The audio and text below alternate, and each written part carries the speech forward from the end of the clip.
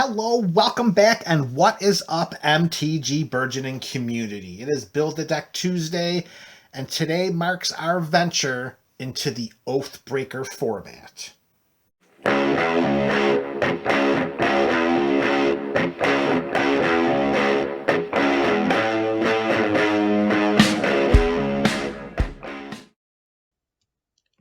Oathbreaker is a multiplayer format similar to EDH Commander.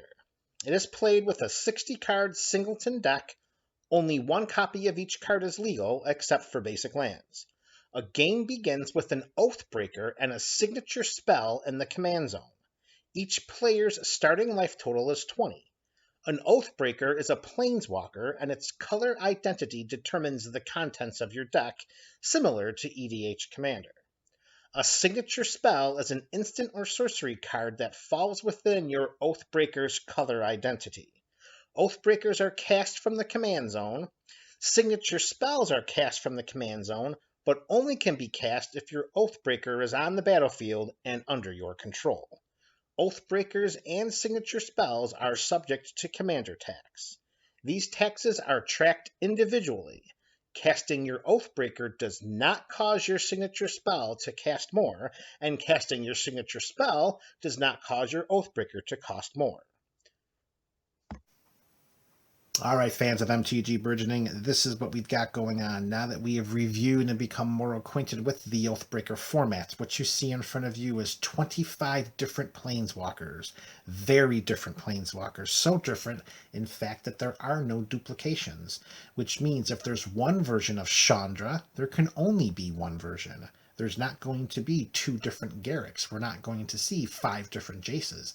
There's going to be one different Planeswalker represented by each of those 25 different face-down cards.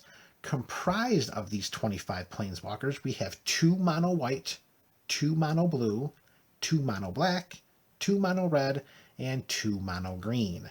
There is one Planeswalker from each of the 10 guilds represented here. That brings our total up to 20. Lastly, we have a Bant Planeswalker, we have a Grixis Planeswalker, we have a Jund Planeswalker, a Jeskai option, and a Temur Planeswalker. Unfortunately, MTG Burgeoning does not have a copy of Aminatu the Fate Stitcher, so there is no Esper representation in this Oathbreaker series at the moment. Additionally, there are no Naya Planeswalkers, no Sultai Planeswalkers, no Abzan Planeswalkers, and no Mardu Planeswalkers. So with the absence of those 5 3-color pairings, that's the reason why we have double the mono-color Planeswalkers.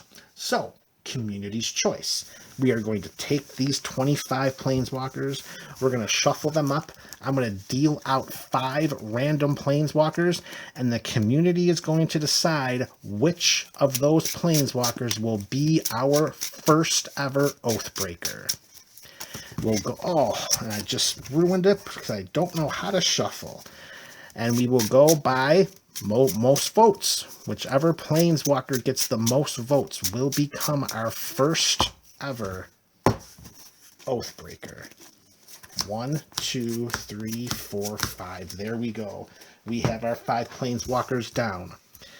All right, here we go. Your votes will count.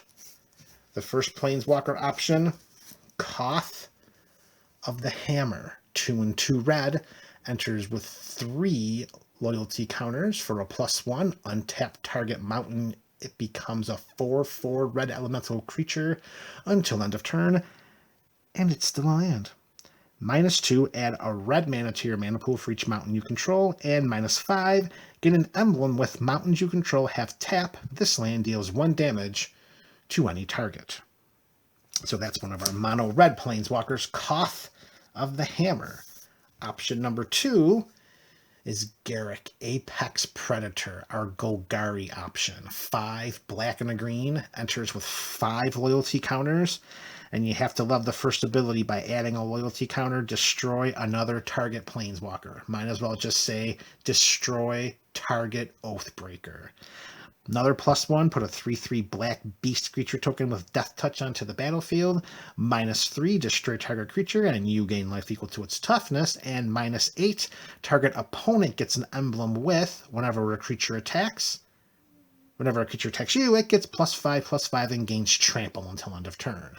So Garruk, Apex Predator, is option number 2.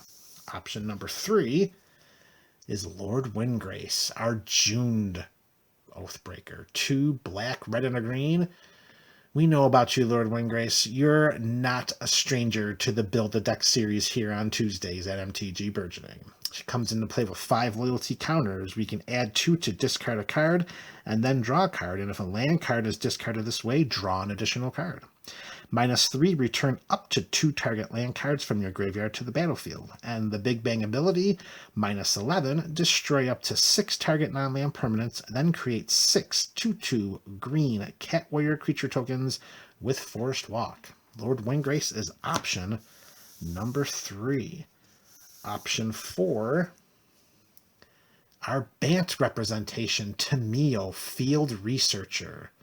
She enters the battlefield with 4 loyalty counters. +1, choose up to 2 target creatures until your next turn. Whenever either of those creatures deals combat damage, you draw a card. -2, tap up to 2 target non-land permanents. They do not untap during their controller's next untap step.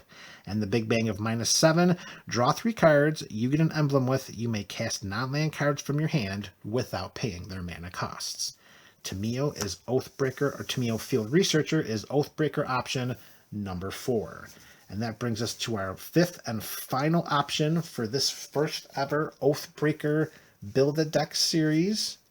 Community decides. And option number 5 is Arlinn Kord, our Gruul representative. Arlinn Kord enters the battlefield with 3 loyalty counters.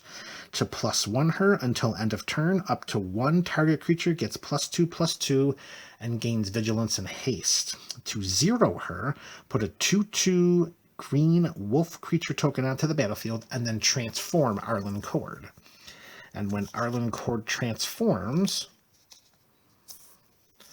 she transforms into Arlinn, Embraced by the Moon. You add a loyalty counter to give creatures you control +1/+1 and trample until end of turn. You -1 her to have Arlinn, Embraced by the Moon, deal 3 damage to any target, and then transform Arlinn, Embraced by the Moon, back to Arlinn Kord. The Big Bang of -6 is you get an emblem with creatures you control have haste and tap. This creature deals damage equal to its power to any target.